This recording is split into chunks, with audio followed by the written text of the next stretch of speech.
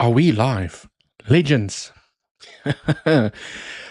What a conundrum. Every time I post a bullish thumbnail, Bitcoin falls. Every time I post a bearish thumbnail, Bitcoin gets a little bit of a relief rally here to the upside. Right, let's analyze the price of Bitcoin. Go and see where are those high probable bouncing areas.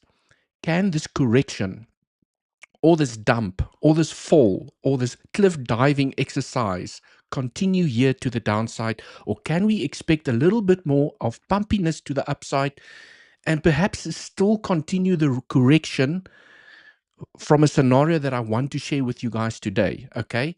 Today in this update, I want to share with everyone, like, is the feed coming through? Yes. I want to share with everyone what is the most bearish scenario that I see here that we could potentially be in, and what is the probabilities of that scenario playing out?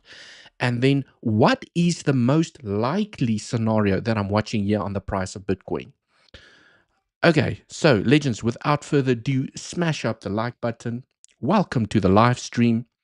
Let's get into the technical analysis. And maybe before we start, let me say hi to the beautiful community. Mr. Frank, Morning Devil and Legends, welcome to the live stream. Oriel, hi, welcome. Taylor, Legends, Nikolai, Morning Devil and Legends, welcome to the live stream. Great to see you here. Frank, Devil, our savior in harsh times. You know, it's ironic. Yesterday I spoke about when price is pumping and it's going parabolic and the altcoins are exploding and they, taking the March highs once again. It's so ironic to me when you start entering that phase when everyone thinks that they are a good trader because the portfolios are green, the trades are in the green, no one is taking profits, price is just going to continue to the upside, right? When everyone starts thinking that they are an exceptional trader and you get a little bit of a dump to the downside, it's a very humbling experience, okay? Really humbling experience. And that is typically where retail traders get themselves into a lot of trouble. Liquidate their positions, lose all of the profits that they've just made trying to re-enter trades. Okay, I often see it, those insane gains that a lot of people make when you have these aggressive momentums to the upside can be lost with a couple of trades if you don't know what you're doing and if you don't practice good risk management. So stay humble. The market is here to humble you. If you are trading without risk management, you are going to see your ass. Right. I just had to have my little venting session today. Legends, and this is why myself and Andy, we started the YouTube channels. This is why I'm bringing you the education, is because we trade with good risk management. Even if we get the analysis wrong and we get stopped out, which happens on a daily basis for me, on a daily basis, maybe not every day, I will get stopped out of a trade, right? But it's how small you can keep the loss and how big you can keep the winning trades that keeps you in the game as a successful day trader. Right, legends, welcome to Door. Okay, do we have a scammer here in the group? I'm not sure, right? Irina, welcome to the live stream. Always great to see you here. Nags, yo, Deerwold, also a Legends Pro community member. Christoffel, hello. Welcome. Hi, hello. Olivier, some names I can't pronounce here, right? Say and NJ. Already the altcoin requests are starting to pop in. First, this is a Bitcoin predominant channel, and I know that everyone is excited about their altcoins popping here to the upside, and it's now taking a little bit of a correction to the downside. Should I buy the dip? Should I not buy the dip? Right? That is the question. People are now scared to buy the dips because we are getting a correction here on Bitcoin. I did enter 2 trades about 3 hours ago, right? And I will share with you guys exactly where I entered and why I entered. Most importantly, why did I enter? And exceptionally good risk management, because there's always a high chance. You have to put that mindset in your brain, okay? When you put your stop loss in place, you almost have to psychologically say, I am prepared to lose this money with this trade. And if you are not prepared to lose the money when your stop loss gets hit, you are risking way too much cash. You are putting way too much money on the line. Right. It's still not nice, even if you take a small loss.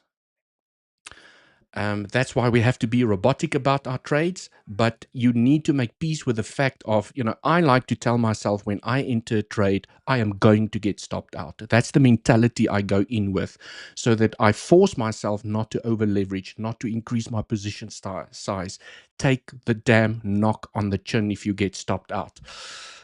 Right, legends, enough preachy. Say to the moon. Yes, I do see some altcoins are popping here to the upside. I will go through that in a moment. Good to see you today. Welcome to the live stream, 𝗖𝗍𝗍𝗍.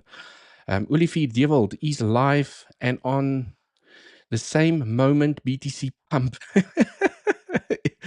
It is scared of you analysis, right? It's scared of my analysis. I don't know. All right, I don't know. It was due for a little bit of a relief rally here to the upside. It's really due for a little bit of a bounce here to the upside after this correction. But I don't think the correction is done just as yet, even though I believe we can still continue to the upside. But I don't know, from a probability perspective, I think the correction is not over just as yet. Right, but we will go through that high probable scenarios, but it's not to say, okay, it's not to say that if Devil says the correction is not over, that we can't take advantage of long trades to the upside. I mean, I just entered 2 day trades on 2 altcoins. Why would I enter long trades on altcoins if I believe that the correction is still going to continue? Because you have to play the momentum. And if you get a relief rally, right, you can take advantage of the relief rally. Even if we're still going down, you can take advantage of that move, right? So let's go through the high probable scenarios, start analyzing the price of Bitcoin. First point of order, let's go on to the 4-hour time frame. Okay, and let's just take stock of where we are. It's always great as a technical analyst, zoom out, look at the oil painting, okay, so that you can see the entire picture. Then you zoom in, because if you stand too close to an oil painting, you can't see the picture, right? The colors don't make sense. So you need to take a snapshot of where you are on the larger time frames, so that when you zoom in, you know exactly what you are looking at. Okay. Right, legends. Let's go into the 8-hour time frame. I think that might be a little bit better.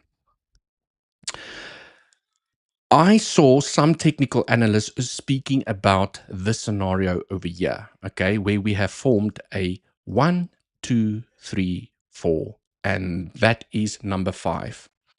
And this is the scenario I want to quickly just tackle to say that, well, this is potentially the most bearish scenario that we have on the cards right now, where we have an extended 5th wave to the upside, and we are now going to see a deeper correction, okay, that's going to correct this entire structure. Because remember, always what I preach here on the live stream is, after you've had 5 impulsive waves to the upside, you need a corrective structure that's going to correct the entire 5-wave structure. That means that this correction can come down very nasty to the downside and perhaps find support here by $71,000. So let's just get the bearishness out the way, and then I will discuss with you, well, what is the probabilities of the scenario playing out? Okay. In this scenario, there's a couple of problems, okay, but not invalidated. It just lowers the probabilities. Is to say that, well, what if this was a 1, 2, 3, 4, 5? This was the end. We're not going to hit $100,000. That, excuse me, that psychological number that everyone is watching. Okay, this was it, right? And we are now going to correct here to the downside quite aggressively. Typically, what you would do in the scenario after you see a clear 5-wave impulsive structure to the upside is you will take a fib from the low of 1 to the high of 5, and then you can start identifying bouncing zones, right? This and I like to look to the left for consolidation areas that can provide support, right? Okay, so when you then align the key Fibonacci levels, which is the 382 up until the 786, these ones over here, okay, which is the most common bullish bouncing zones, I can see that the 382 has almost no price action to support a dump here to the downside. The only fib that starts making sense here to the downside is the 50% fib level that has this little consolidation area over here. Okay, because price action to the left, if there's a consolidation area, provides support. That's how the market works. Right, smash up Mr. Goldstar. Hey, hey, hey, hope you're doing well, sir. Yes, I am. Kadash, can we crash back to August low? Right, and this is perhaps now the scenario that I'm discussing over here, is to say that this is the most bearish scenario that I have on the cards at the moment, but it's still a scenario that suggests that the bull market can still continue even with a massive dump here to the downside. So, worst case scenario, okay, if this is the end of number 5 over here, the deepest retracement that you want to see from this scenario is the 786. So let's just get that out the way. $62,000, 711. Very, very, very nasty to the downside. And where this will still be, okay, the formation of a 1, a bigger wave 1, okay, this entire correction, if it goes this deep, is then a wave 2, and you can then expect an explosive third wave to the upside where the bull market then continues back to the upside. Right, but you can bounce at the 382, 50%, 618, or the 786 as a maximum target. So I'm just getting the most bearish target out the way. Let's just call it, you know, let's just call it what it is. $62,000, 711, if this is a completed 5-wave structure to the upside. Right. And this needs to be a bullish bounce at a maximum target of $7,000, right? The preferred bouncing area where you usually get the reaction most of the time is 50% and 618. And that is where we have the consolidation and also this entire range here that can provide support here by the 618.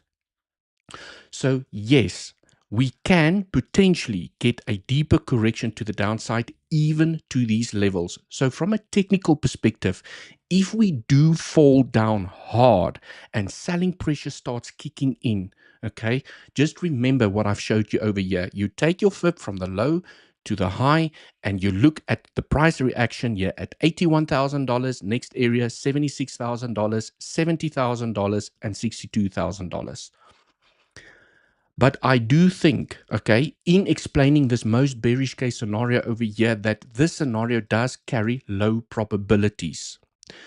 And why I say that is because, let me just go and measure this third wave. I just want to see this third wave. So from 1, and let me just figure this out. From 1, okay, just. Elliot wave theory states that the third wave cannot be the shortest. So it literally, this third wave over here, literally just tapped the 1-to-1 extension and went a little bit higher, like by a little bit.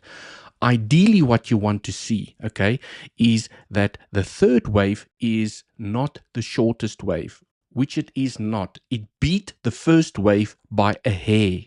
Right? That would have been a clear invalidation for the scenario. But because it went ever so slightly above the 1-to-1 extension, basically how long this wave is, it went a little bit above. Okay, this is why some of the technicians are looking at this.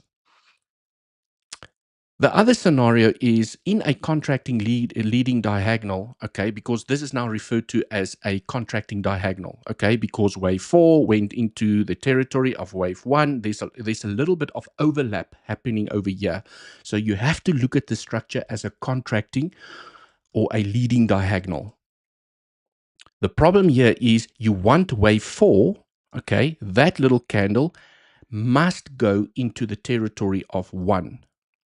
Which it didn't. Okay, so it can't be a diagonal. A contracting, expanding, it can't be a diagonal because what you would like to see is that the fourth wave goes into the territory of 1. Because in a leading diagonal, Elliott wave theory states that the waves needs to overlap each other. And this fourth wave did not go into the territory of 1.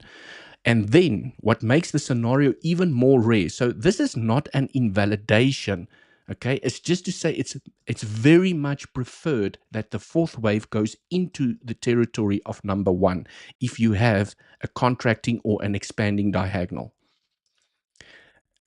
And then what makes this scenario even more rare is that you have an extended fifth wave to the upside, which is very rare in Elliott wave theory. It doesn't happen often.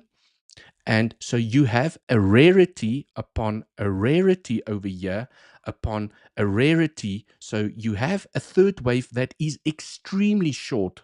Okay. You have the fourth wave that did not go into the territory of number 1. And then you have an extended fifth wave. So you have 3 things that's wrong with this scenario. It doesn't invalidate it, it just lowers the probability. If the third wave was longer at the 1.236 and the fourth wave went deep into the territory of 1, then one could argue, okay, the only rarity that you have is the extended fifth wave to the upside. So although the scenario is not invalidated, it just carries lower probabilities based on the things that I've explained is a little bit wrong with the structure. Okay, the structure that carries higher probability, which I've discussed over the last 3 weeks or so already, and everyone should know the scenario by now, is, let me just go bring it up here, is this scenario over here. Okay, where this is potentially 5, we have completed number 3. And so let's just look at red and orange. Let me switch on orange over here so everyone can see the lines. Okay. Right. So this scenario still carries higher probability because it has less things wrong with it. Okay. Hey, Devold, promise and then welcome to the live stream. Leonardo DiCaprio, but BTC never retraces back to the election price. Yes, and this is why the scenario carries higher probability for me. It has way less things wrong with it, and it also balances better from an Elliott wave perspective. So I want you guys just to ignore this one over here. Just let's just not talk about this 112 over here. Let's just look at this structure. Okay. So in this structure, which is basically the red and the orange that I have over here,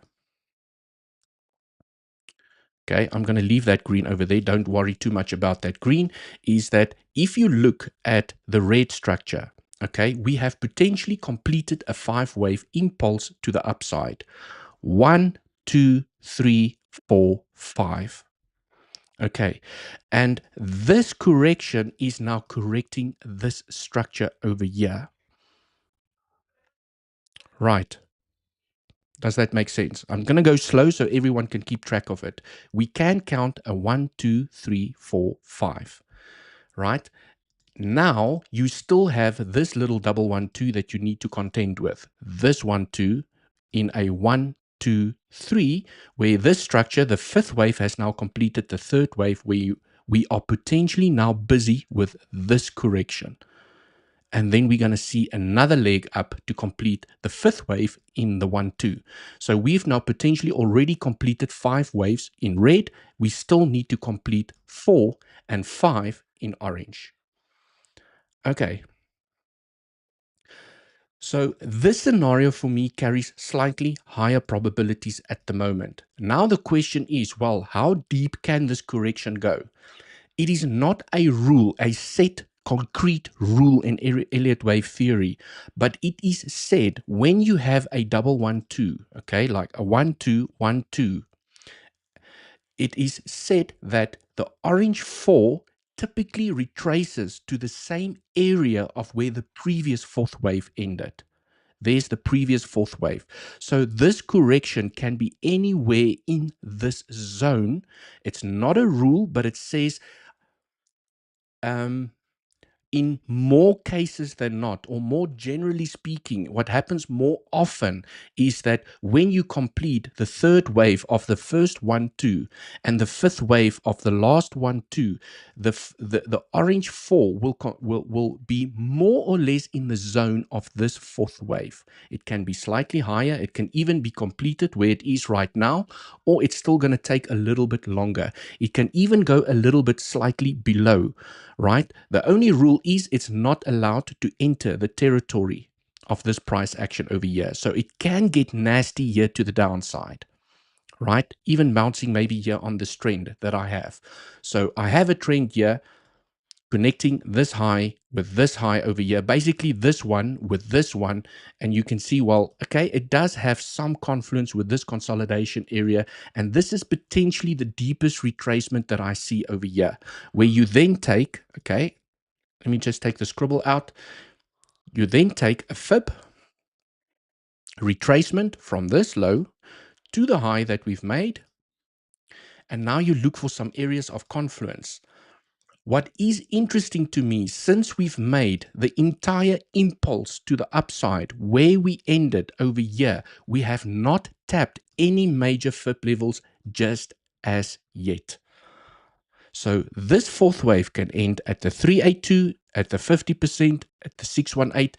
And generally speaking, the more bullish the market is, okay, the more buying power is in the market, the more people there are that's buying up the dips, the shallower the retracement. And you can see quite strangely or ironically that this 382 is almost in perfect confluence with this fourth wave over here. So this could potentially be the best buying opportunity, potentially, okay? I'm not guaranteeing anything over here. We're just speculating, and I'm doing this for entertainment purposes. But this could potentially be a great load-up zone if we do come down to this level. Okay. And I know that we're getting the bounce here to the upside, and I will go and zoom into this price action in a moment. I first want us to look at the oil painting from a little bit further, and then we can go zoom out into, well, what needs to play out over here for us to complete this fourth wave. Okay. Right, let me take the scribble out here. And I hope everyone is still following me, okay? Because I know Elliott wave theory can be very complex and very difficult, but I think the only point that I'm trying to drive across over here is that even with the correction here to the downside, it is potentially still bullish where we are going to claim the high and potentially go to $100,000, because this scenario still carries higher probability than the most bearish case scenario that I've just shared with you, where we're going to go and dump down to potentially even $62,000. Right. The price is bullish, and when I look at CVD, for example, and I go here onto the 1 hour time frame, you can see that smart money is still aggressively buying up the dips, right? Can you guys see over here? When I look at this entire structure, price is moving up. CVD is tanking to the downside. This shows me that smart money is still buying in this zone over here. And I can just imagine if price had to fall down a little bit further, that the buying pressure will even kick in more aggressively, okay? Oh, we're getting a better special. Maybe Black Friday, right? When Black Friday hits, maybe price will be over here and everyone's going to say like, okay, well, Bitcoin gave us a Black Friday special, and then everyone buys up the dips that sends it back to higher levels.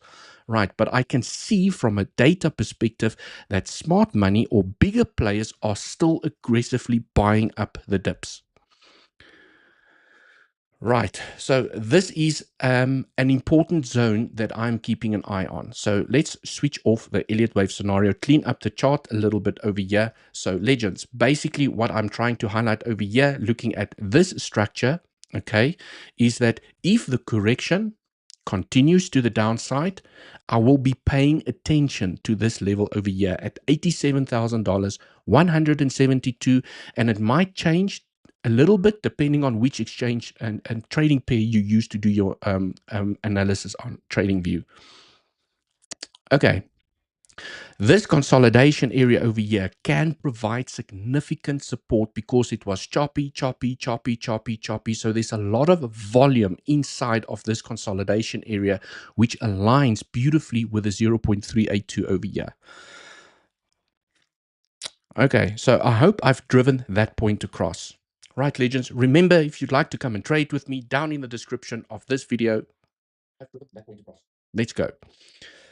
You select more down in the description. Let me zoom in so everyone can see I've got Bluffin. They still have that competition running. Let's just check for how many days still, right? I'm aggressively partaking or participating in this competition. Still another 15 days for that 1 million prize pool to stick our hands in the cookie jar. And then I've got weeks with a 20K sign up bonus, up to 20K sign up bonus, and one of the exchanges with the lowest trading fees, especially if you have swing trades open, you're keeping your positions open for longer, right? It really helps to trade on exchange that has low trading fees, especially if you keep those positions open for longer, because every day those fees increases. Okay.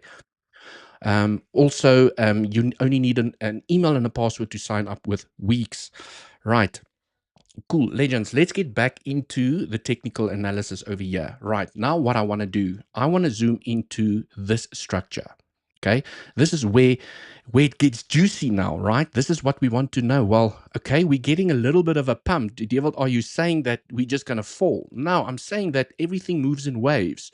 Maybe we're going to do this, right, in a three-wave structure. Come here to the downside, but we can still take advantage of this little upwards momentum. Okay, we can even still make a B flat to the upside. So let me go onto 15-minute time frame and zoom into this structure. Okay, I can take the FIP here. Ooh, quite surprisingly where we got the bounce. Can you guys see where we got the bounce? At a FIP level, that is where we got the bounce, right? So it doesn't surprise me that we got the bounce over there, right? So it shows me that this FIP pool is valid. Okay, but nonetheless, let's take it out the way. And then now let's look at this structure here to the downside. So legends, the one thing I want to point out over here, just quickly back onto the 1 hour time frame. If this, okay, if this correction is correcting this structure over here, okay, it is too short in time. Not necessarily too short from a downwards perspective.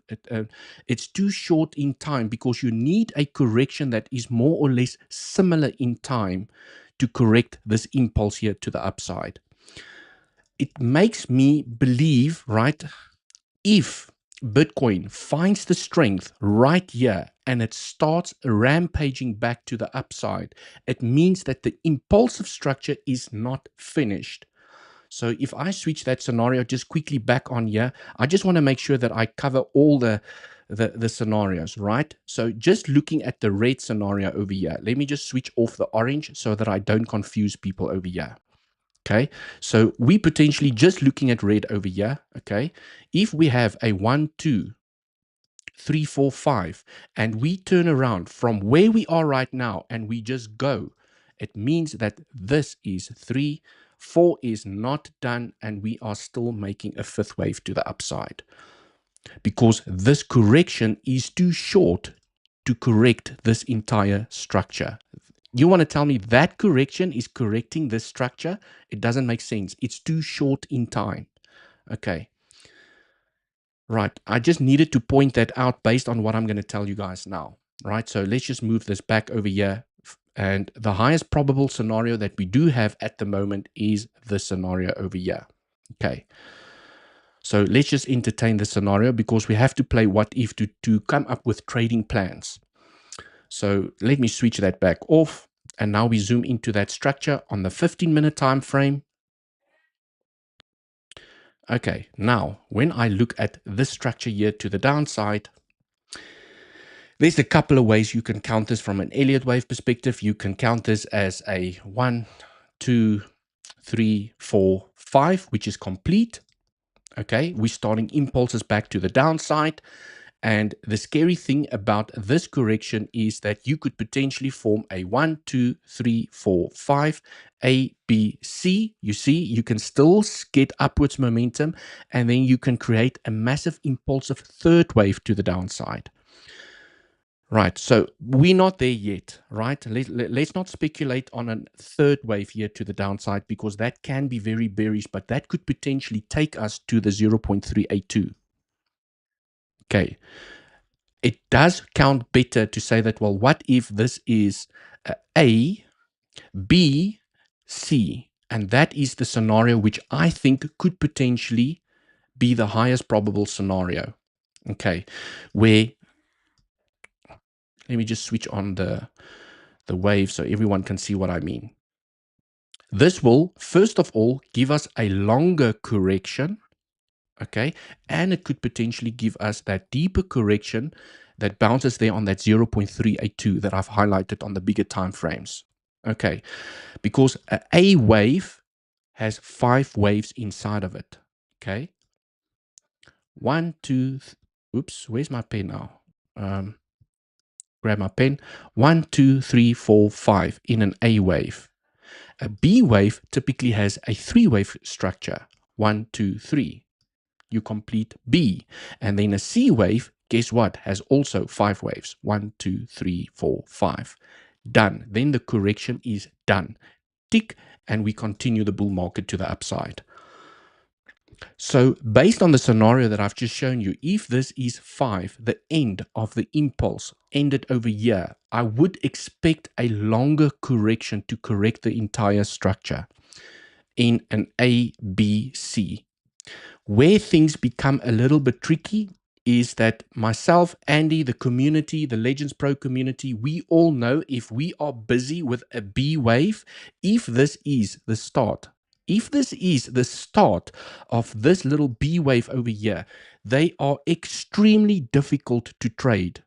In Elliott wave theory, I have just noticed, okay, B waves, whenever we know that we are busy with a B wave, it's almost like you just want to sit on your hands and stay outside the game and maybe just trade your favorite altcoins, because B waves are really difficult to trade in Elliott wave theory.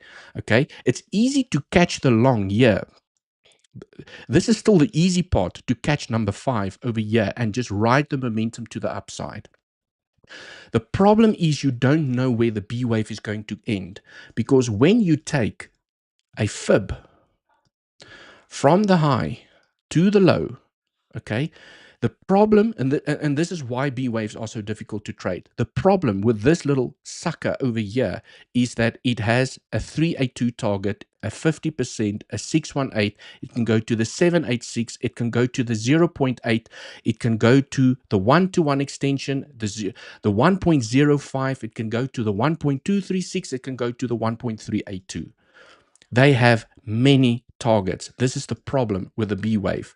If the B wave had to come up here, right, that is called a B flat, where the corrective structure takes the high, which increases the probabilities that C is going to take the low. Okay. So the problem is, where is the B going to end? Even if we get a successful momentum here to the upside, we do not know, unfortunately.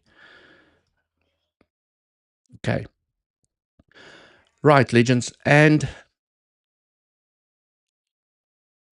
this is basically the scenario that I'm watching over here. I'm not saying, legends, it's guaranteed that the scenario is going to play out. I'm just saying that if we find support where we are right now and we start continuing here to the upside, it's a very difficult wave to know exactly where to take profits. I would literally, if you were able to SFP and catch this long here to the upside, okay, I would just start nibbling at some profits as you hit each level. I will nibble at some profits. Make sure that your position is protected, because you could literally reject by the 382 and then create the C wave to the downside. Okay. Right. Let me take all of this brushes out the way. So this is, I think, the scenario that carries the highest probability, but there are other scenarios as well, right? The other scenario is, from a more bullish perspective, This was it.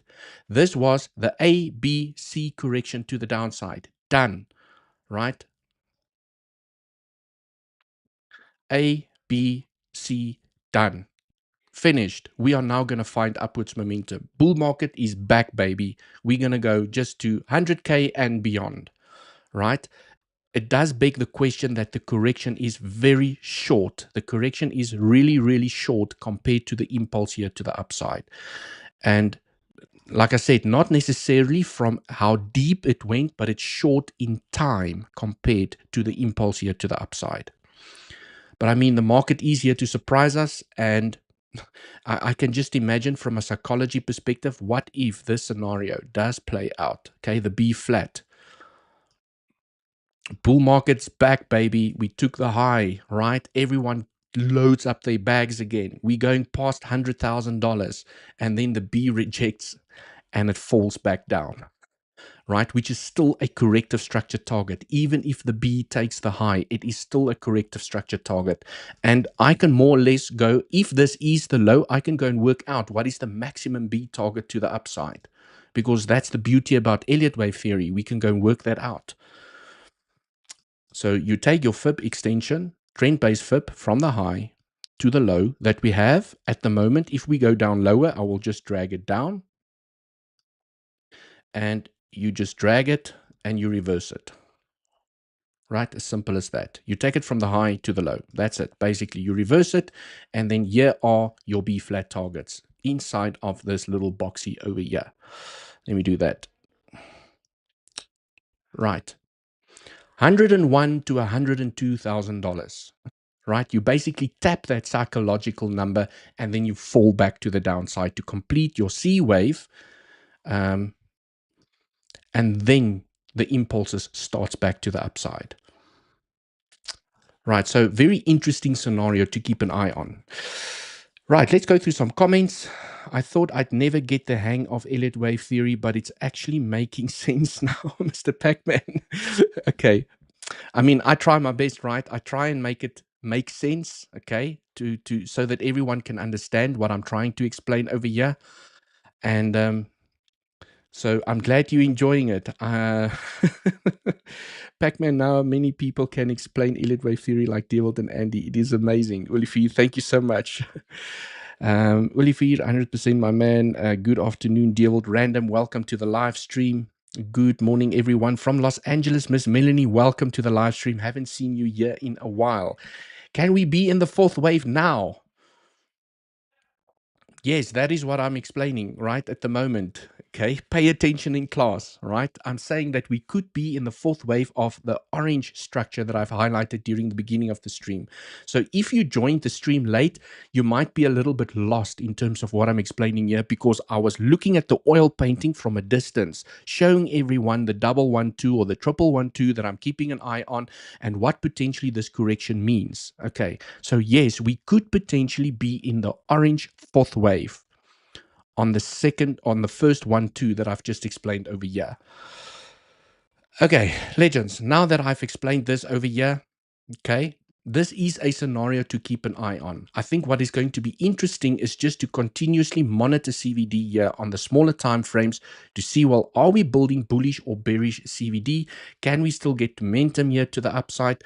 I did see with this little nasty three-way, I don't know what structure, expanding diagonal, 1, 2, 3, 4, 5 ABs. I don't know what this is. It's a very confusing structure, but nonetheless, we are making ever so slight bullish CVD as prices dipping here to the downside. So it does look like maybe, just maybe, this low will hold for now. Also, between these two pivots, we made bullish CVD, but I mean, it already played out, okay? There was bullish CVD over there, of which the target was the high. It played out. Tick, right? And I mean, not really anything else, but I can see here on yellow, okay, and on white, ever so slightly between these two pivots, okay, there's bullish CVD, of which the target is the high, right? So purely based on data, there's a possibility that the low is protected for now, and maybe we're still going to find that upwards momentum. Right, so just want to keep a close eye here on CVD. If I do spot any weakness, we must probably still continuing to the downside. Okay, cool. So let's take these things out the way, clean it up. Just I'm going to leave that target box over there because it might come in handy, but I'll make that red because it is a resistance box. And if price does shoot here to the upside, very interesting target to watch. Right, legends. So I think what we need to pay attention to over here, when you take a fib from the high to the low, okay, if we are forming a B wave now to the upside, right, this is now the tricky part. Where are we going to reject? The one thing I was also keeping an eye on, I just want to see if I still have it here, is this little bad boy over here, right? I was waiting for the successful break of this trend, which we have not done yet. And because we rejected, I will ever so slightly adjust my trend. So if you, from a simplicity perspective, still want to take advantage of the move here to the upside, right? You use the D-line strategy. I mean, that's how simple it gets, right? You just have a beautiful trend connecting the highs over here. It does connect those little tops there beautifully, even with this little pivot. And you don't care what price does here, if it falls down, if it comes back up, or if it just chops. But when it breaks, you could potentially have a nice little breakout. You put your stop below the low and you just aggressively take profits, okay, on the way up, because you don't know how high the B wave is going to go. The B wave has a minimum target of the 382, and it's also a common B wave target. So do not expect a successful breakout and you're just like, I nailed it. And then it taps the 382 SFPs from these pivots and it says bam to the downside. Okay. I am expecting, and I could be wrong over here, legends, it does feel like price needs to give us a little bit of a bounce where it is at the moment, even if it's just to the 382. Okay, I would expect a little bit more upwards momentum to at least tap a fib level before we get continuation back to the downside. Okay, the problem with the B wave, like I've explained during the beginning of the stream as well, is we do not know if this is a B wave. Okay, and we're speculating that this is a B wave to the upside because this structure does count nicely as an A wave. Really does count nicely as an A wave, right? So if this is a B wave to the upside, unfortunately, the B wave has many targets and even that little box there on top. Okay. So what you could do is you could take a little bit of profit, you could take a little bit of profit, you could take a little bit of profit and maybe move your stop up depending on what your trading strategy is. Right, because there is that low chance, okay? There is that low chance, okay? Because sometimes we get the technical analysis wrong and the market is here to surprise us. What if this is ABC done and we just rampage here to the upside and you nailed the entry over here? Okay, if price moves up here and it continuously forms local bearish CVD, and especially if price moves up here and it starts forming bearish CVD against that pivot, which I think is unlikely because CVD is absolutely just smashing to the downside. But if you start seeing some bearish CVD against that pivot as price is moving up against one of these pivots over here, right? There's a high chance that you might not even claim the high over there and you maybe reject here by the 50%, 618, 786. Okay. So in summary, legends, I mean, I'm getting very technical over here from a simplicity perspective, right? You don't care what the price does until it breaks the trend. When your alarm goes off, you assess the probabilities, you enter with good risk management, not with more than what you can afford to lose, and you take profits on the way up because you don't know where it's going to reject, and maybe you get lucky enough and it takes the high, right? And then it falls down, or it just continues momentum to the upside. But this is the trading setup that I'm looking at right now. Mr. Fast. Dear Walt, we are looking forward to Back to the Future too. Yes, I know everyone is looking forward to Back to the Future too. But I mean, you're right. This is Back to the Future strategy over here, right? Are we going to successfully break out over here, or are we going to continue momentum here to the downside? Right, legends. So now I've discussed, I think there's a high chance to create a B wave here to the upside. This is potentially the end of the A wave over here, but we know that the market is here to surprise us. So we now need to go and look for lower levels as well. What if we reject? Yeah, we don't break the trend. This was just another tap like what happened over here, and we're going to start falling to the downside. Okay, we just have to, as technical analysts, we have to be prepared for all scenarios. Right, so some of the levels that I'm still watching to the downside, most obvious levels that I'm watching to the downside is, let's go back onto the 1 hour. And I just want to zoom into this structure, okay? I will take a fib, Mr. Fib over here from this pivot. I think this is, because this is the fourth wave target pivot, I think that's the one that makes the most sense. You can also see where we got the bounce is at the 0.618. Okay, so this fib pool does really make a lot of sense. And this is typically also something that I look for, is that when you do, if the C altcoins, yes, we will discuss that, right? When you when you see craziness like this, legends, when you see craziness like this, there's a pivot, there's a pivot, there's a pivot, there's a pivot, there's a pivot, there's a pivot. Like, I know a lot of people struggle to find that pivot where to pull their fib from, right? So what I like to do is I like to find the pivot that when I draw the fib pool, I go and look at what price action did to the right.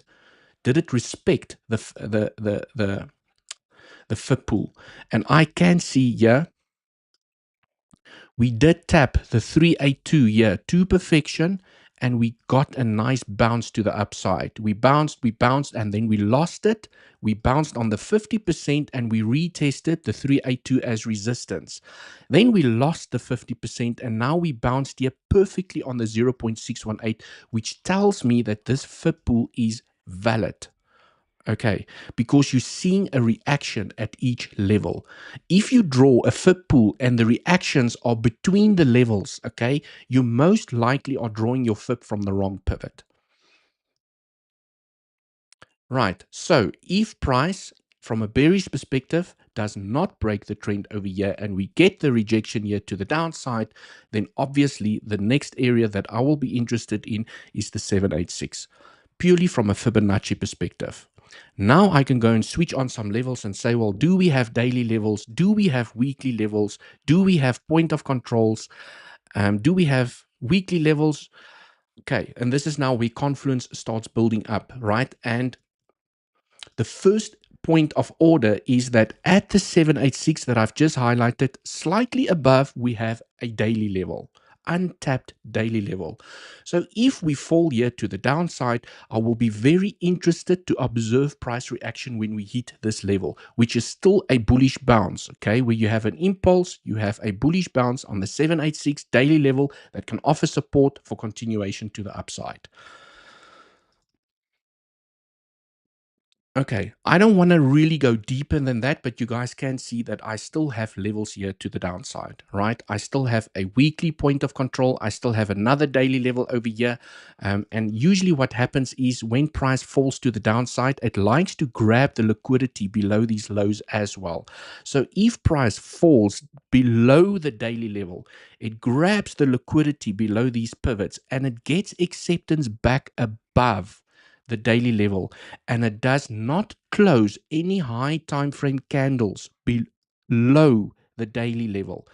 At least a 15-minute candle, preferably 1 hour and 4-hour candles. If it leaves a wick behind, like it did over here, when we, okay, there was actually, guys, there was actually a daily level right over there. Yesterday, there was a daily level, and we left a wick behind. The body closed below the level. That is a sign of weakness. I told the Legends Pro community yesterday that this is a potential short. okay, depending on what I see. And I told him exactly, if it leaves a wick behind and the body closes below the daily level, we're most likely going down. I didn't expect for price to go down this far, but I mean, at least I did identify that this is a rejection zone. So this daily level is a decision line in the sand for me. Depending on the price action that I see at the daily level, I will decide whether I am going to enter a long or not. If the body of at least the 15-minute, preferably the 1-hour candle closes below, okay, and it has its little wick over there, you increase the probabilities of going down lower, even with a correction to the upside. Sometimes I see this, it does this, and then it goes down further. Right. So we just had to discuss the more downside scenarios here at the moment as well. Cool. Let me go through some comments. Take a sip of water.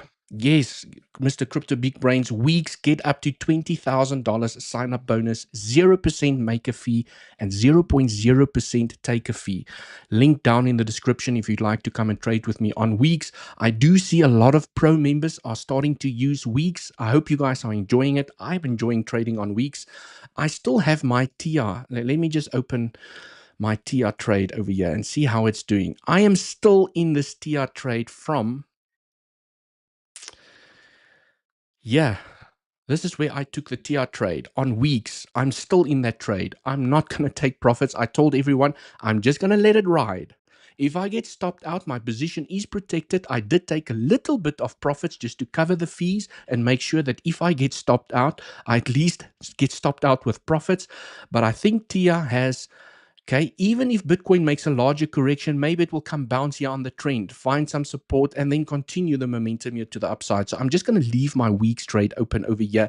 And the beauty about weeks is because of the low trading fees, I can leave the position open for longer and I don't have to worry that the fees are going to eat into my profits. What's going on in here? Gary Gensler, saw you got fired. Sorry, my man.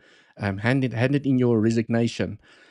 Everyone liked the video. Only 100 likes. Only 100 likes? Wow, the live stream is a little bit bearish over here.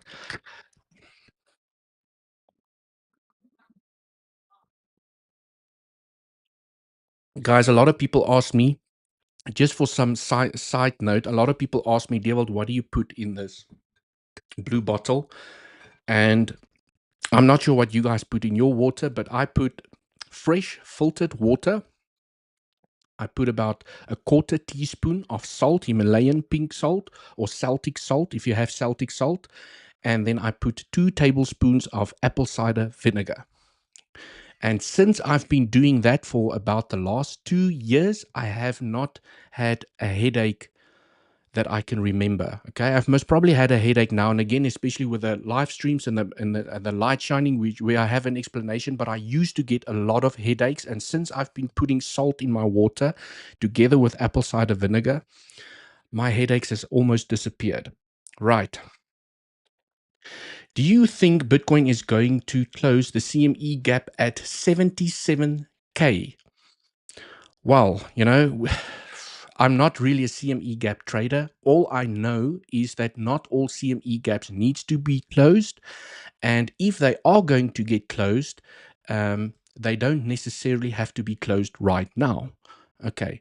I do think that it is going to be closed at some stage. We just don't know when. So to answer your question, yes, I do think that the CME gap can be closed. I just don't know when it's going to be closed.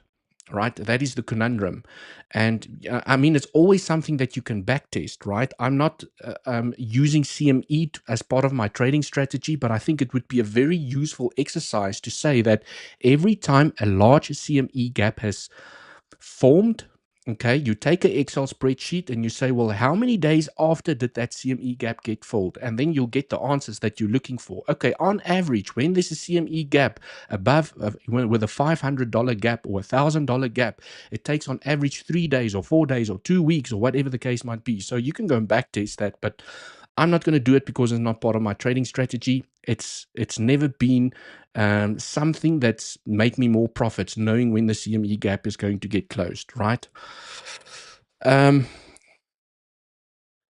Okay, legends, it looks like price wants to continue here to the upside. I do not spot any weakness just as yet. Okay, it looks like it can continue here to the upside. So keep an eye on this trend. The trend actually looks nice and sexy here on the 10-minute time frame. Right, keep an eye on the trend. We could get a successful breakout, but legends, I just need to warn you, yes, this could happen where you claim the highs, right? But just be warned, you could reject. Yeah, we do have a naked point of control above these pivots where you basically your SFP at the naked point of control and you find momentum back to the downside, where this becomes your ABC. Okay, if we are in a B wave, it does not have to take the high. So please, pay yourself as a trader. Don't go all in and expect the highs to be claimed every single time. Fast salt and vinegar is code for whiskey and coke. Yes, a lot of people. This is why I wanted to tell everyone what's inside of my water, because I get a lot of comments and messages from people saying, "Oh, heavy whiskey and coke over there," or brandewyn and coke, right? Like they say in South Africa. Don't forget the honey. Yes, I mean, I used to put honey. The problem with honey is you really struggle to find um, pure honey, because you don't know, people put corn syrup in the stuff or they boil it and they take all the nutrients out of it. So you never, I never know whether I'm buying the real thing or whether it's fake. So I just stopped putting honey in altogether. Please check KDA. Yes, I will go through some altcoins in a moment. Someone pour me a double shot of whiskey. That me, Jack Daniels got history, right? Jeffrey.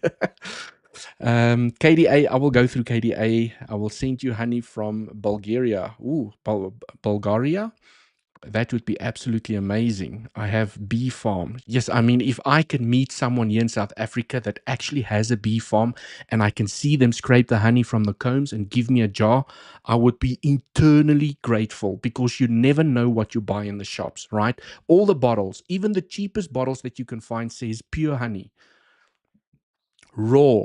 I mean, I don't buy that. I don't buy that for a second. Okay. Right, legends, that is basically the technical analysis that I see here on the price of Bitcoin. So this is now where you want to see. I have friends in South Africa. I mean, Todor, if you can put me in contact, I would really appreciate that. Really appreciate it, because I mean, I've been looking for raw honey for very long and I just don't trust the stuff that I get in the shops. Right. And then the last time I got caught out, I bought some honey from a farmer who claimed to be a farmer. Okay, raw honey. It's from my farm. And then I found out that he put corn syrup inside of his honey. And so, yeah, I've just been put off honey from buying honey from people. Anyways, let's get the party on the road. I will send you via them. That would be absolutely amazing. I mean, if I can get some pure raw honey, I would be eternally grateful. Right. Um, send some to us all. Okay, legends, let's go through some altcoins and let me show you which two altcoins I bought back into. And as always, there's a high chance of me being stopped out, but I practice good risk management. If I get stopped out, I will simply look for another opportunity to re-enter these trades. First trade from a day trading perspective, okay, not from a spot perspective, I entered AR. Okay, now you might ask yourself, 𝗬𝗍𝘆𝗽, why? How on earth? Why did you enter AR, right? I mean, from a daily perspective, AR still looks very, very, very attractive to me. Okay, so I do have a large spot bag of AR and I have added a little bit more to my spot bags as well. Okay, so from a long-term perspective, I can see the 1, 2, 3, 4, 5 beautiful 5-wave structure, beautiful bullish corrective structure where you have a clear higher low and it looks like it's building, and it's going to give us that pop here to the upside. So AR is still one that has not popped. And this is also why I entered a day trade. So if I go back here, let me just clean up the brushes and show you guys exactly my thinking, what was going through my brain, okay, when I entered this trade. right? I was looking at a couple of things and I was like, I need to give AR the benefit of the doubt. Obviously, there's a bigger trend that I'm tracking here. Not really planning to play this breakout. I'm just tracking the momentum here, basically connecting these two pivots. I just want to see that if we break this trend, is this going to be a rejection or is this going to be a breakout where I could potentially add to my position that I've got over here? Okay, so first trend that has not been broken, but I'm already in a long over here, and I'll show you exactly why I entered the long over there, because it's the Y that separates the 5% from the 95%. Okay, so on the 10-minute time frame, okay, here's a little momentum that I'm tracking here at the moment. Okay, you can be a little bit aggressive with the trend. So I want to see if we successfully break this trend, and if we successfully break this trend, I might add ever so slightly to my position or just enjoy the momentum here to the upside. But we could also reject and I get stopped out. So I just want to highlight I can get stopped out. Okay, I did enter with good risk management. I do have an insane entry and my entry is already protected. So if I get stopped out, I get stopped out with no loss. I will just pay a little bit of fees because I haven't taken profits on this position just as yet. So looking at this entire structure, this is what can like to have gone through my brain this morning. First thing I did is I took a fib from the low to the high. Second thing I did is I saw that we made a lower high over here and this little pivot. So this looks like a corrective structure. Okay, so I can measure where this corrective structure could potentially end in an A, B, C. And this could potentially be the end where it breaks out and it pumps and smashes the trend and it just goes parabolic to the upside. Okay, so this little trade that I entered over here could get very exciting, okay, but I could also get stopped out. But I mean, as a technical trader, if you can enter with good risk management, why not? Right? So first area of interest for me, when we lost the 618 area over here. So I saw the bounce here on the 50%. I saw the nice bounce here on the 382. And then we lost the 618.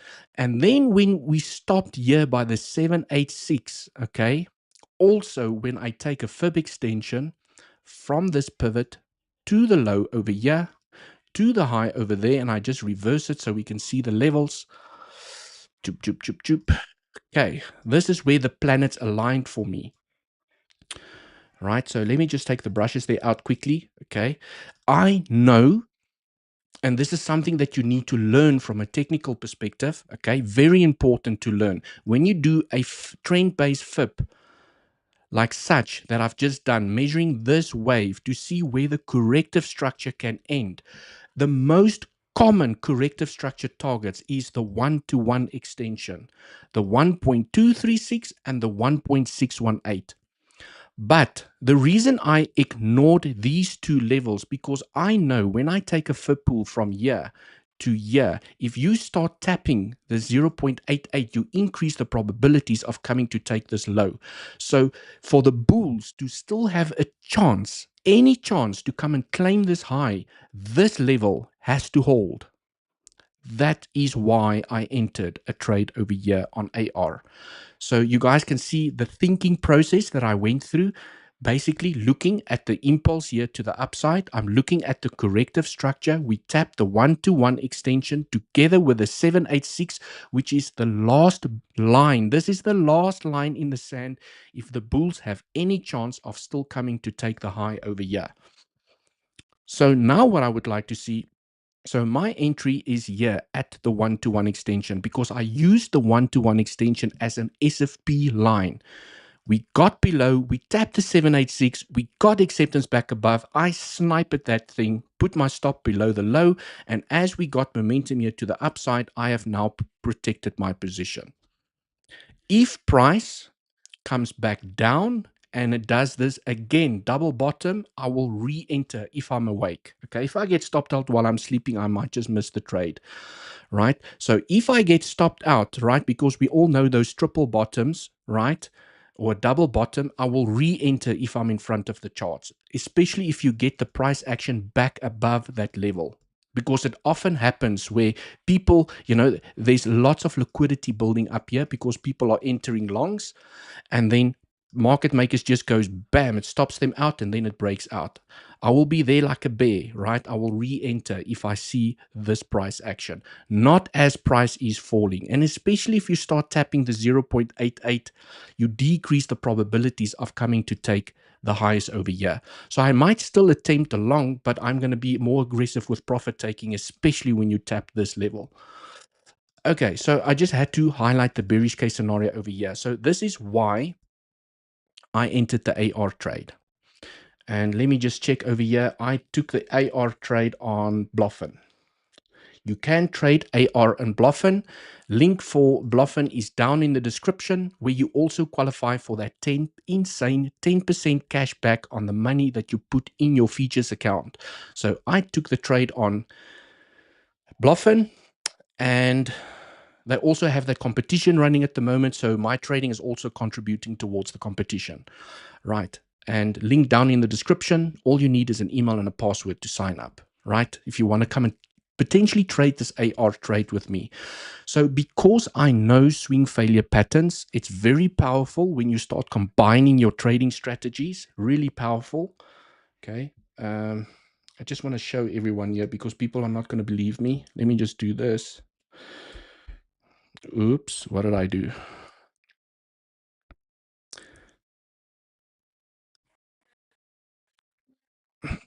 Let me do this. Right. There's the trade. Took the trade on Bluffin. My entry is at 18,830. 18,8. Oh, I actually took it a little bit lower because I saw the SFP by the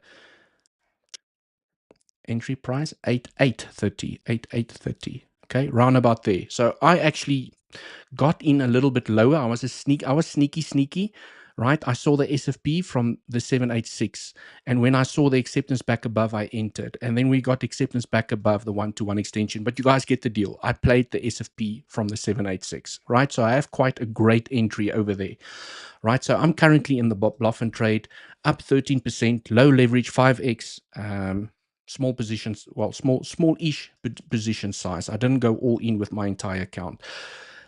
If you've missed the trade, okay, so let me clean up the chart over here. If you've missed the trade, well, here's the same trend that I'm tracking on Bitcoin at the moment, okay? You can still play the breakout. If we successfully break out, you have at least, okay, a 15-minute body candle close above the trend. You can enter with good risk management, and then you can start taking profits here, or you can just leave the price to come and claim the pivots, right? Depends on your trading strategy where you plan to take profits. Right. If it falls back down, it gets acceptance back above, it breaks the trend. Or you could be one of those traders that says, I'm just going to use the D line, right? The D line that Devil explained during many of his streams. I don't care what price does over here. I'm going to wait for the alarm and play the breakout. So you've potentially not missed the trade yet. Okay. I'm already in.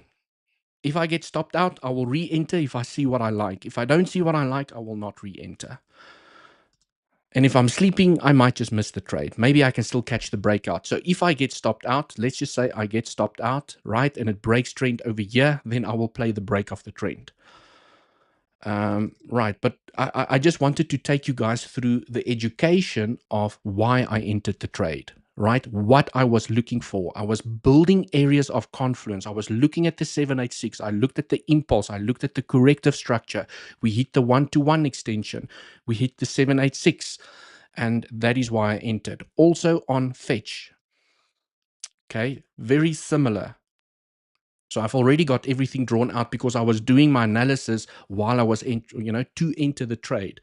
Fetch, also very similar. I do think that maybe AR has a better chance, right? But also I took a fib from the low to the high. Okay, 618, we got a little bit of choppiness, but we didn't really hit any of these two levels like AR, for example. AR just nailed the level to perfection. Okay, but I do know that the altcoins especially the altcoins, they love the golden zone in between the two levels. They love the golden zone, and usually the altcoins, I've seen it many times, they find support in the middle of these two levels. But then I also did the corrective structure pool, okay? I took a fib extension from the high to the low to the high, basically this little wave over here, and then I saw the 1-to-1 extension. We didn't get a reaction. But I also know that the 1.236 is a very common corrective structure target, so I entered a fetch trade right over there. Position is protected. If I get stopped out, same procedure, like I've just explained to everyone. We still have the 786 to be tapped over here, and there is still a 1.382. Okay, so currently in a fetch trade, currently in an AR trade, and I'm not sure if Bitcoin is breaking out, still currently consolidating here against the trend, but I do think if Bitcoin can successfully break out here, you know, we will see the acceleration in the altcoins as well. Okay, are we to the moon? Yes, Mr. Pac-Man, I have no financial advice. I can just share with you guys what I'm doing here, but I do have a big bag of AR. Like Andy has a big bag of Link, I have a big bag of AR. I really like AR. I like the fundamentals. I like the project team. I've been following them for long. I've accumulated during the bear market. I have enough AR. Let me just put it that way. I got a 2x leverage on AR to hold for bull run. Beautiful, beautiful. And it just makes sure that when you have leverage positions that you are holding for very long, it's really good to trade on an exchange like 𝗖𝗄𝐻𝗃𝗃 and Weeks because the fees are low. I have noticed that on some of the exchanges like Bybit and for example, is that when you hold swing trades for very long, even at low leverage, 2 leverage, 3x leverage, and a couple of months goes by, the fees drastically starts eating into your profits. Okay, so this is why for swing positions that you plan to keep open for long, I like to use Weeks and 𝗖𝗍𝐻𝗃. Links down in the description. Okay, there we've got 𝗖𝗍𝐻𝗃 and there we've got Weeks. Right, so if you would like to come and trade these coins, sign up below. And this is also where you benefit. You only benefit from the low fees here on Weeks by using the link down in the description. If you go and Google Weeks and you sign up by yourself, you will not get that sign up bonus and you will not get these low fees. Right, so it benefits you from using the links down in the description. Right, legends. So now the question is, are we going to find upwards momentum? Who knows, right? But I entered the trade with good risk management. If I get stopped out, I see what I like, I might re-enter the trade. Okay, TIA is still, I already went through TIA. I showed you guys, I'm still in my weeks trade here in TIA. I think I'm up and insane. I don't even know if I have weeks open here, but I think I'm up like 500, 600% on TIA. And I'm just going to leave the position to right here to the upside because I still see, I don't really see the potential. I mean, I can definitely be wrong, but I don't think TIA is going to come back down to my entry. Okay, it might, correct. It might scare the crap out of everyone and then it continues to pump here to the upside, but I don't think it's going to come back down here just as yet. And if it does, I'll look for a next trading opportunity because at least I'll get stopped out with no loss. It is a free trade for me. Right. Cool. So now let's go into some comments over here. Can you please check Aptos? I don't think I actually have checked Aptos in a while. Okay. It would be great if you guys can tell me with your altcoin request, are you looking at it from a spot perspective, from an investment perspective, or are you looking at it from a day trading perspective? Okay. Big difference. The analysis are quite different. And I have alarms going off on 𝗞𝗄𝐻𝗃. I was tracking 𝗞𝗄𝐻𝗃. Just want to see why the alarms are going off. Masa, I do like that trend a little bit more. Okay. I'm not planning to enter a trade here on 𝗞𝗄𝐻𝗃. I was just tracking it for shits and giggles, right? Just tracking it for shits and giggles because I did add some 𝗞𝗄𝐻 to my spot bags recently. Okay. in this zone somewhere. I added some. So I just want to see if it's going to get continuation here to the upside, right? Let's go back here to Aptos.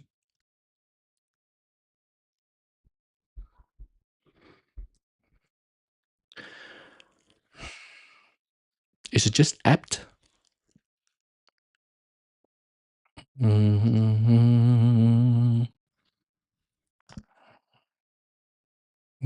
For a swing trade in the short term spot, many thanks. Okay, cool. Right, let's look at Aptos over here. I think this is the right one. Okay, let's go to the daily. Ooh. Is it OP or is it... No, that's optimism, if I'm not mistaken. Aptos. Is it this one? Or is it this one?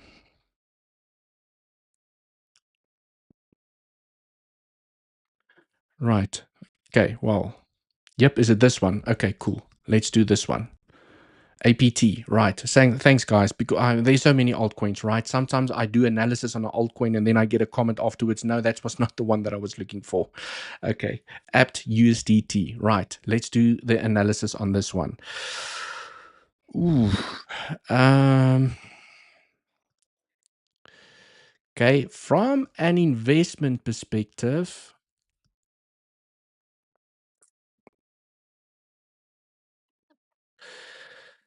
I can't count this, okay, as a 1-2, and it's just going to make a 3, an explosive 3 here to the upside because this little bugger over here took the lows.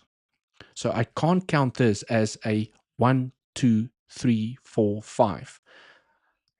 Can't, right? Because that low went below this low. So whatever structure is forming here at the moment is now potentially forming a new 1, 2, 3. Okay. But the first wave can get aggressive to the upside. I would have liked to see a higher low. I would have been way more bullish on Aptos, okay, if this low did not claim this low. And I'm not saying that it can't find more upwards momentum. All I'm saying is for a third wave, that explosive third wave to the upside, I would have liked to count this as a 1, 2, 3 year to the upside because this is the momentum that price needs to shoot to the upside. And this low took the low. So this is not a 1, 2.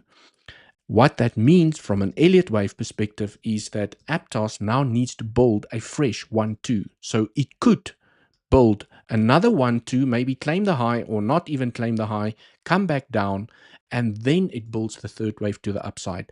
It doesn't have to come down deep, okay, like some of the altcoins did. It can be a pump, it can be a 3-wave retracement up until the 382, and then it continues the third wave to the upside, right? It just depends on how bullish the market is going to get and how aggressive the Bitcoin dominance is going to fall to the downside.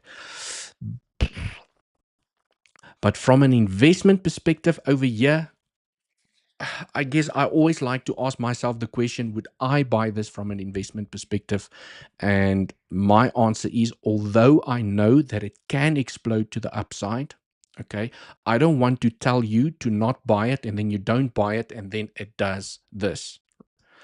Okay, because from a technical perspective, I cannot count a bullish structure inside of here, and I don't know where this target can go to. I will not personally invest. I know the fundamentals are great. I've heard a lot about Aptos. It could do this to the upside and build a massive first wave because you don't know how big the first wave is going to be, right? I mean, this potential first wave, which failed, went up 300%. What if it builds a new fresh first wave here to the upside that goes parabolic, right? It just shoots up here and you get a 500%, and then it goes up, it comes back down, and then it continues to the upside. The question is, I don't know. I like to look at the altcoins where the low has not been claimed, where it's made a higher low, because now I can work out from a technical perspective where this wave can go, right? So it's just technically how I trade and how I invest. And if I cannot count the bullish structure inside of here, I will typically not invest. Okay, so that is my 2 cents, but I'm not saying that it cannot rampage to the upside. Please, don't construe what I'm trying to tell you over here in terms of it's a bad investment. It can get punchy to the upside. But for me, I feel that there are better buys, okay, than Aptos from a technical perspective. From a fundamental perspective, they might launch some insane bullish news, okay, that just drives the price here to the upside. It leaves the station and it just doesn't stop, right? Because you guys know that when a token releases bullish news and they've signed a contract with this person and that company, whatever the case might be, the first wave can still get punchy to the upside. But from an Elliott wave perspective, you usually get a 1, 2, 3, 4, 5. And Aptos still needs to build this wave. And I like to be in the investment during this phase after I've seen this. And I still don't see this, the completion of this. And therefore, I'm not investing. Hope that makes sense. Right. And that's just my personal preference. ARB,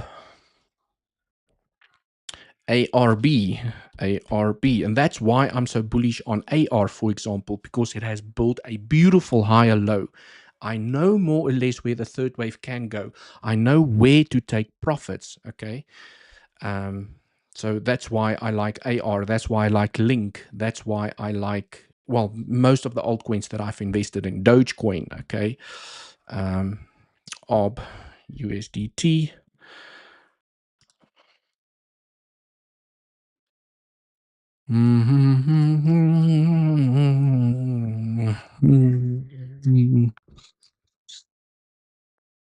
Mr. Op has the same problem.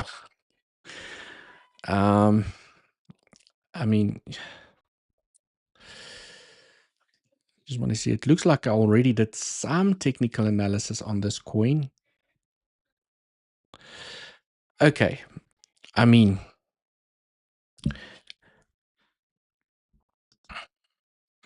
ARP, Mr. ARP over here took the lows. Same story. I do like the round formation.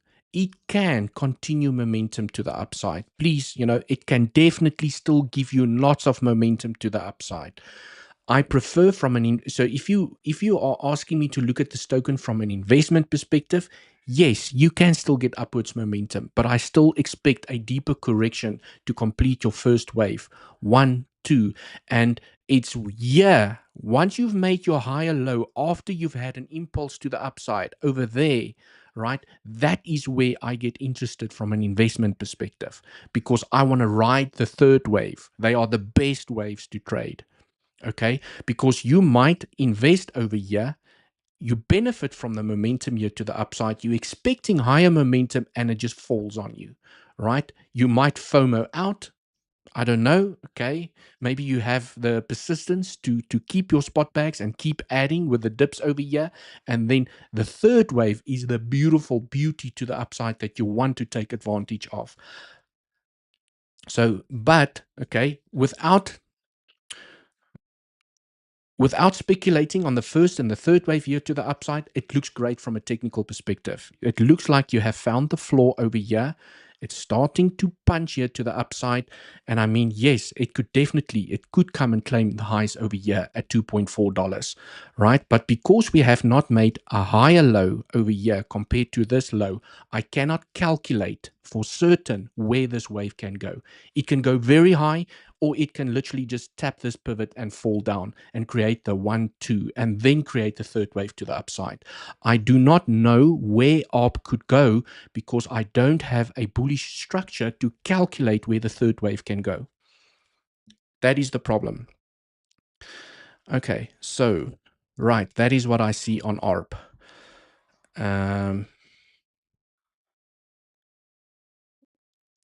What else?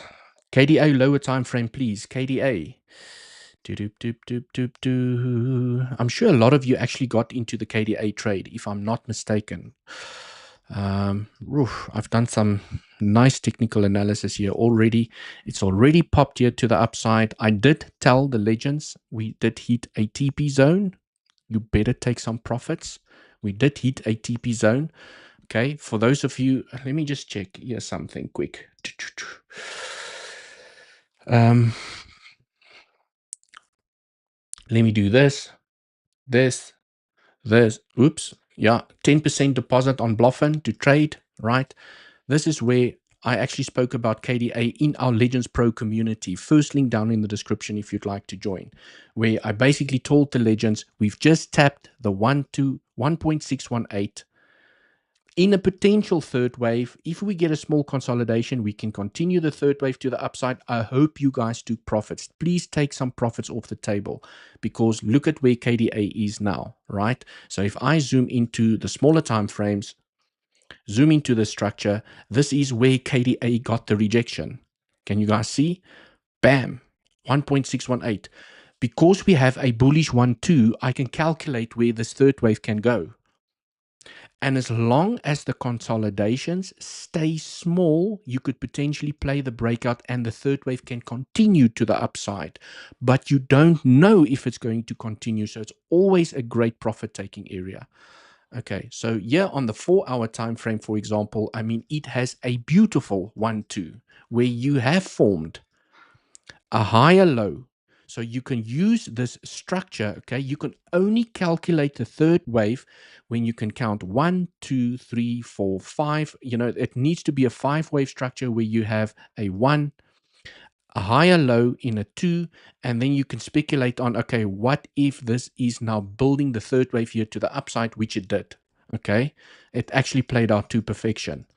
And guess what? The 1.618 is a very common third wave. Very, very common. 1, 2, 3. You're struggling here at the moment. Maybe it's building the 4 and it's going to make a 5.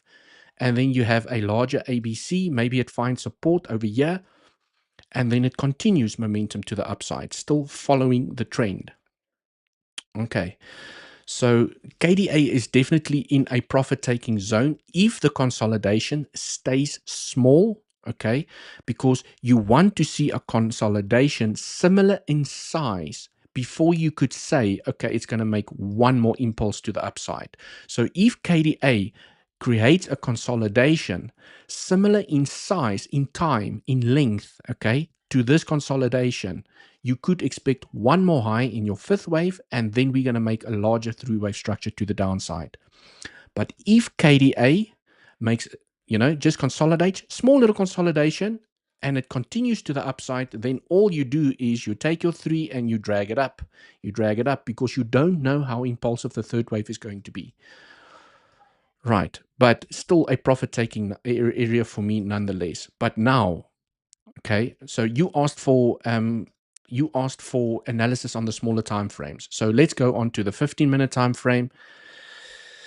Oh, I mean, it's just not in a trading. I mean, how do you trade this? It's just an absolute nightmare, right? I cannot apply my trading strategies to the price action that I see here at the moment. I have already taken some profits at the 1.618.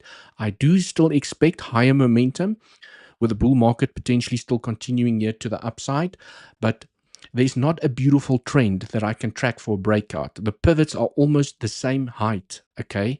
We are currently finding a little bit of consolidation over here, but I want to see a nice trend for a breakout. I don't see the price action on the smaller time frame to make a trading decision, unfortunately. And when you see price action like this, for me, especially when I see price action like this, I go look for something else to trade. I go look for something that looks better, like AR or Fetch. Way better, right? I know exactly what's going on. It's retraced at a level that I can trade with.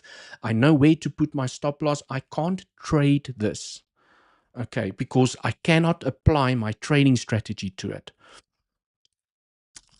So from the smaller time frames here on the 15-minute time frame, okay, maybe there's a different trading strategy that you can apply and trade this with, but it does not fit any of my trading strategies.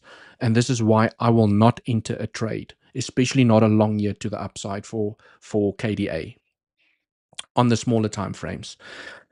Right. AVAX, please. Red X. I will go have a look at that in a moment. Okay. Often 10 days after ADA, KDA goes to the roof.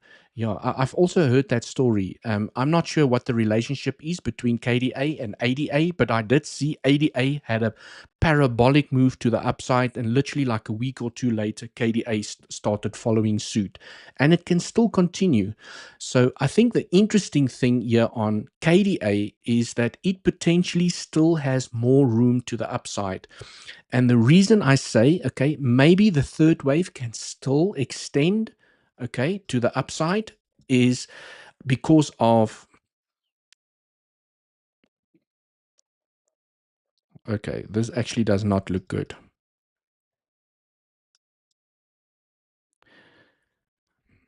KDA took the low, so this is not a valid one. I only saw that now, legends. This is not a valid one. This is a 1, 2, 3, 4, 5.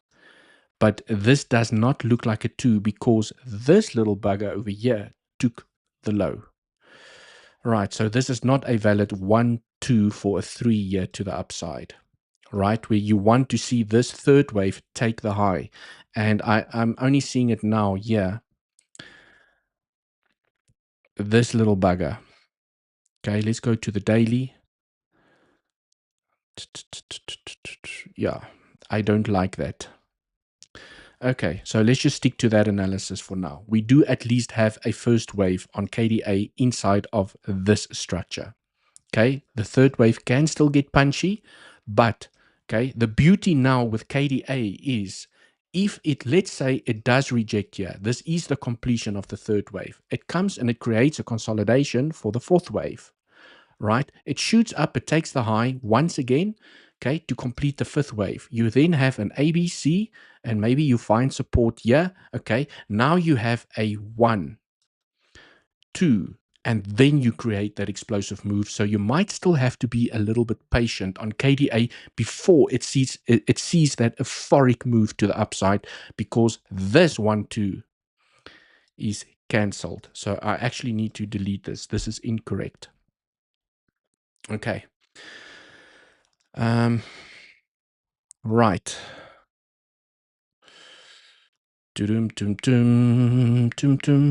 Solana. I do have a spot bag of Solana. I'm not sure who doesn't have a spot bag of Solana. We all know Solana. We all know the fundamentals. We know it's a great coin. It's done some amazing things already to the upside.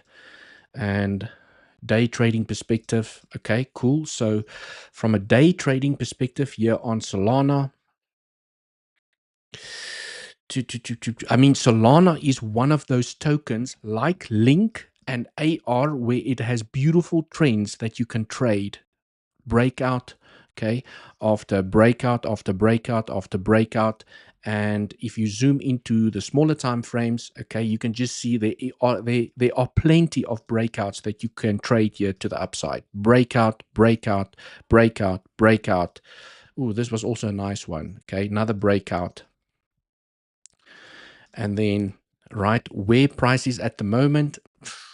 I mean, that was the last breakout where it claimed the high, went to higher levels, starting to form that round formation. Just want to see. Man, now you're going to have to start playing around with your FIPS. Which pivot do you take? Is it this pivot? Is it this pivot? Is it this pivot? Right, let's just see where it respects price. So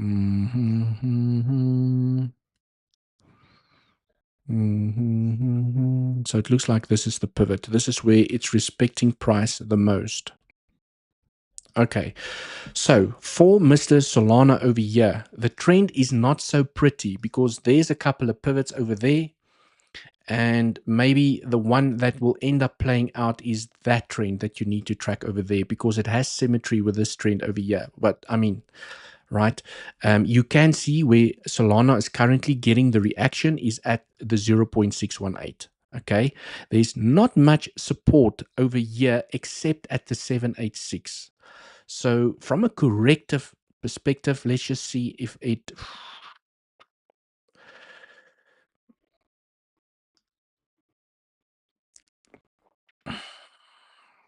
Okay, so from a bearish perspective, if Solana still comes down to the downside, I will be looking at the 1.618 together with the 786.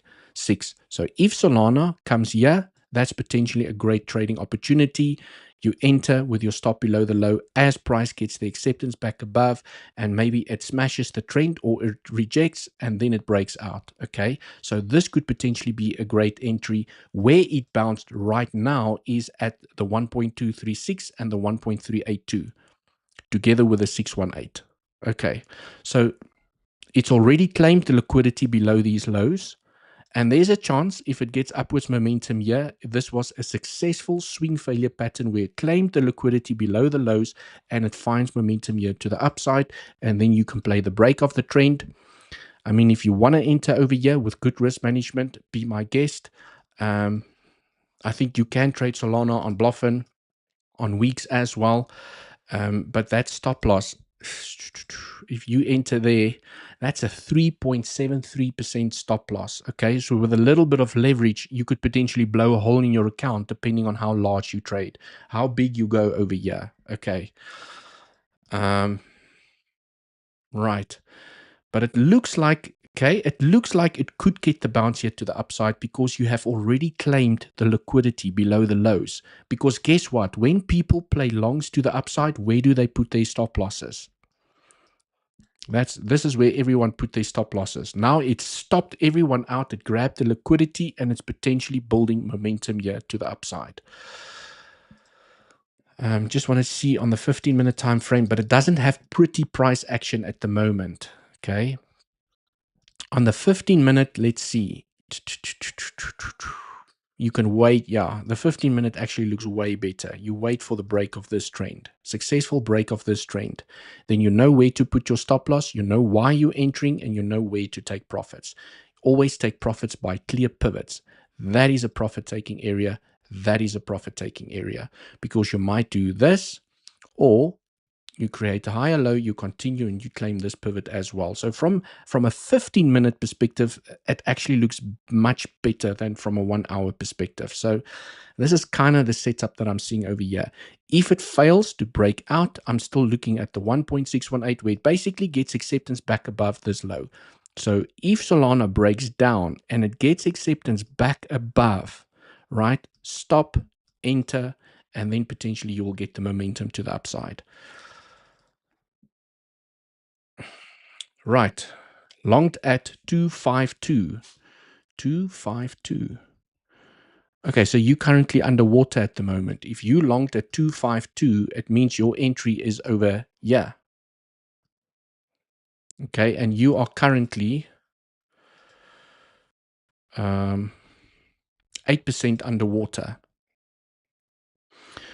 Right, Theta, please. Let's go and look at Theta. Mr. Theta, 7% up. Ooh, Theta is going. I do have a spot bag of Theta. By the way, FYI, I do have a spot bag of Theta. And oh, okay, well, I mean, Theta is popping here to the upside.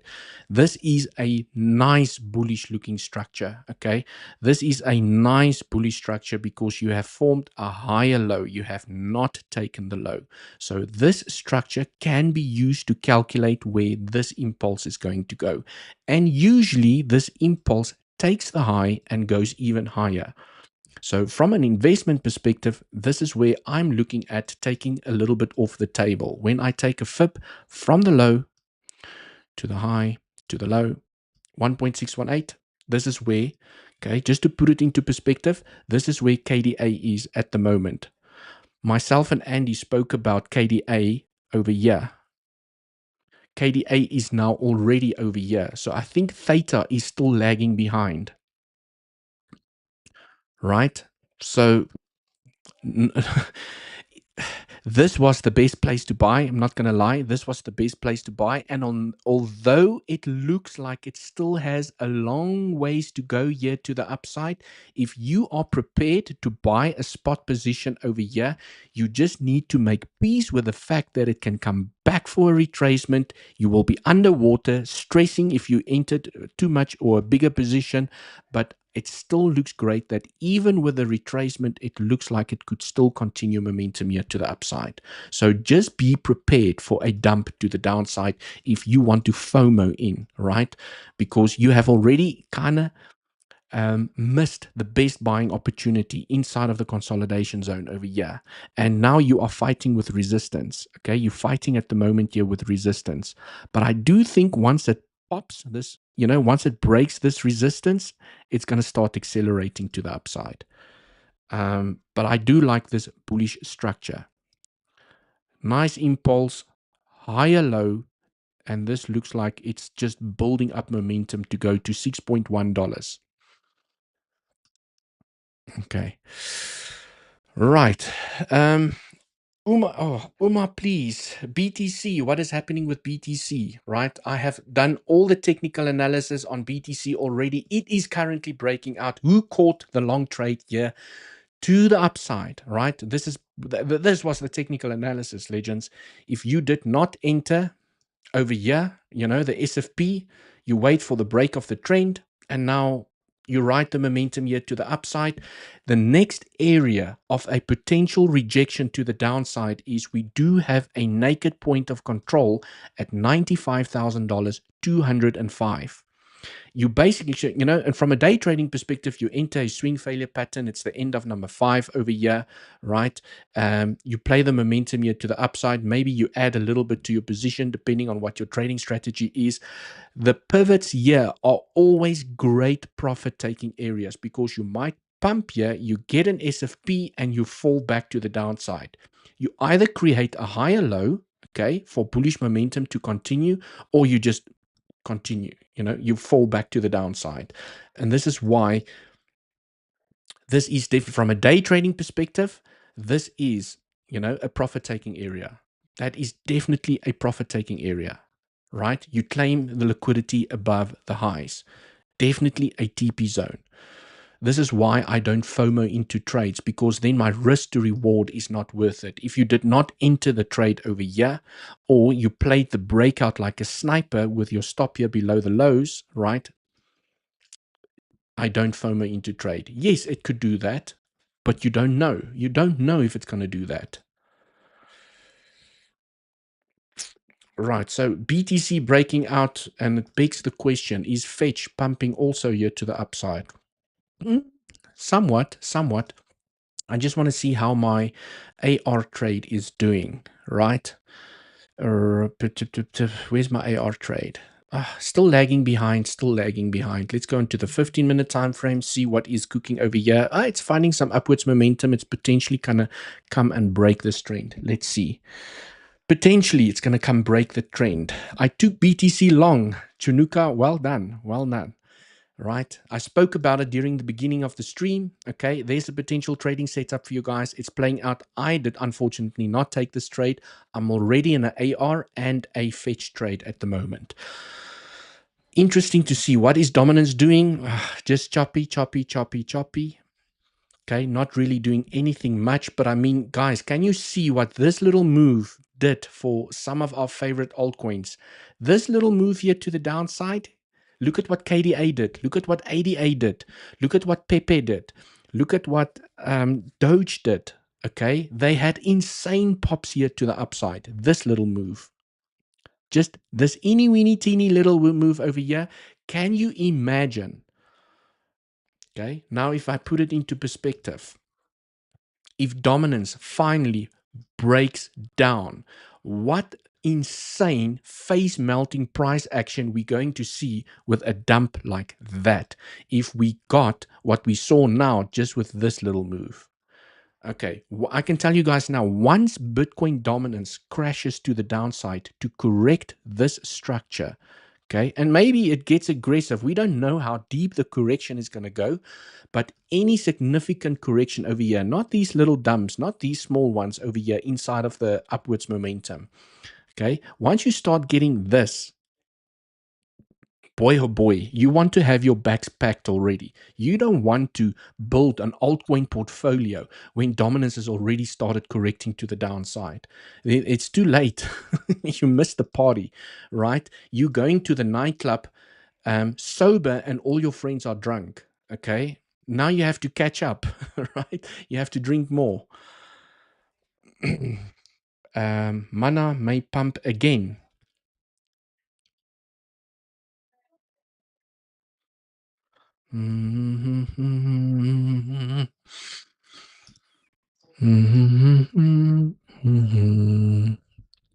Let's check it out.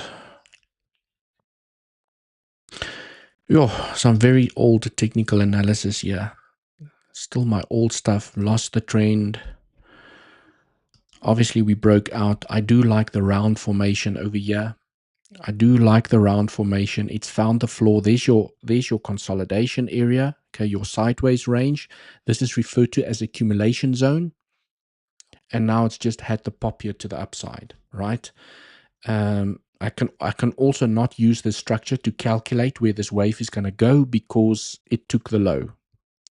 So the only thing I can do is use maybe this structure to try and calculate, well, how high have we gone? Okay, well, we've already passed the 1.618, 2.618, 3.618. And like I told you guys, third waves can get really punchy. It does not have to stop at the 1.618. This one already tapped the 3.618, and that's where it got rejected. So on the smaller time frames, now, you know, what you could potentially do here on the 15-minute time frame is wait for the breakout. But I mean, it's not a beautiful trend. I don't like the trend over here. It's very choppy.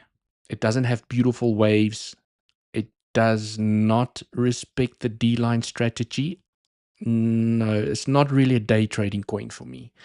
It obviously has low liquidity. I'm not sure, but I don't like trends, price action like this. I don't like it. I like to see beautiful waves. I like to see beautiful waves for a nice trend. Yes, can it break out? Of course. It's just not my cup of tea from a day trading perspective. Okay, I will rather look for something else. To give you an example, I mean, that is a better trend for me. Okay, I like to see waves in a trend. Okay, like this one over here. This was a beautiful trend. You see proper waves, not this. Of course, they usually create fake outs. I don't like it. Okay, yes, it can break out, definitely. It's just, I don't like it. Anyways, there's your trend. Play the breakout. Might claim the highs, might not claim the highs, right? It also doesn't have clear profit-taking pivots for me. So what can I say? It's not much else for me to say over here. Okay, I like to look at tokens where I can apply my trading strategy that makes sense to me. And if I see this, yes, there's always the potential that the breakout does happen and claims the highs, but I will go look for something that fits my trading strategy better. Okay. Ewald, how about agent layer? Ooh. UMA. Yes, we had to look at UMA as well. Agent layer. Agent layer. Huh? Okay, I don't know what the ticker is for this coin. Is it agent? Agent layer, here we go. Right, Gate.io. You can't trade this on any exchanges. It's already...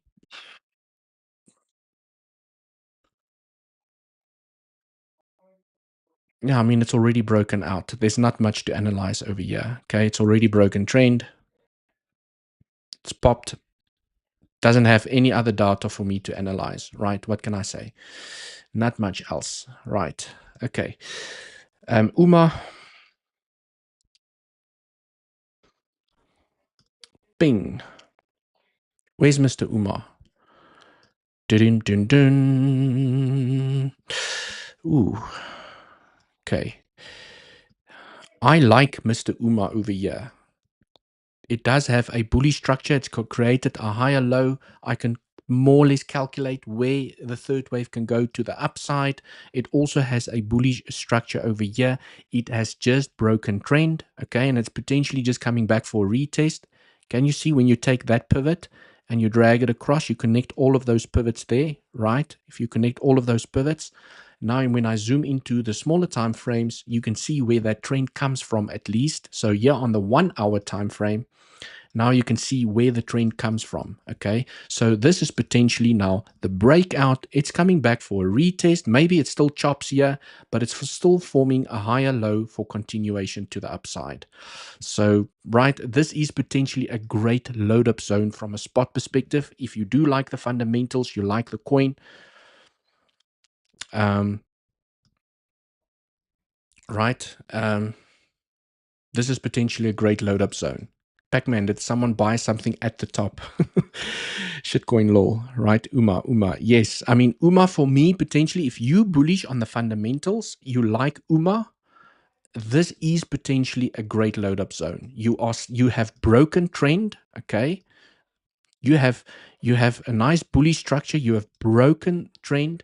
This is potentially a nice little retest for continuation to the upside, or it still chops, it grinds here against the trend, and then it leaves the station. But this is a better buy than trying to buy the tops over here, okay? Or when it pumps, then everyone wants to buy the tops. So this is potentially still a great load up zone, especially when I'm looking at the larger time frames. Okay, so Uma looks good. It looks like it could get a nice little relief rally, okay? As long as it can just hold above trend. And for now, it's still holding above trend. You can see how it struggled to break trend over here. Choppy, failed. And it failed to break the trend. Yeah, it smashed the trend. And it's currently choppy above the trend, which is great, okay, for that explosion to the upside.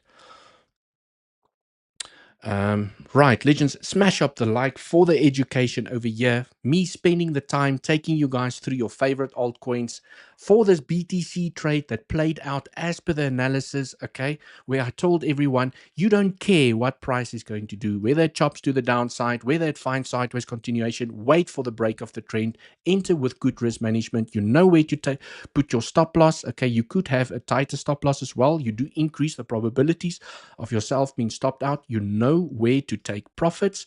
We have a naked point of control in confluence with these pivots, and then we still have a untapped daily level at $97,960. Okay.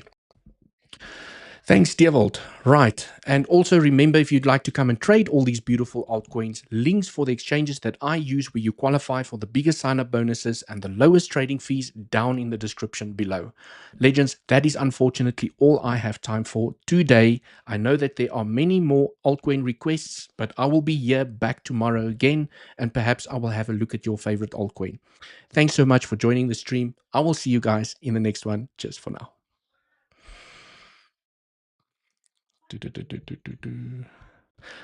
We'll look at Sui tomorrow.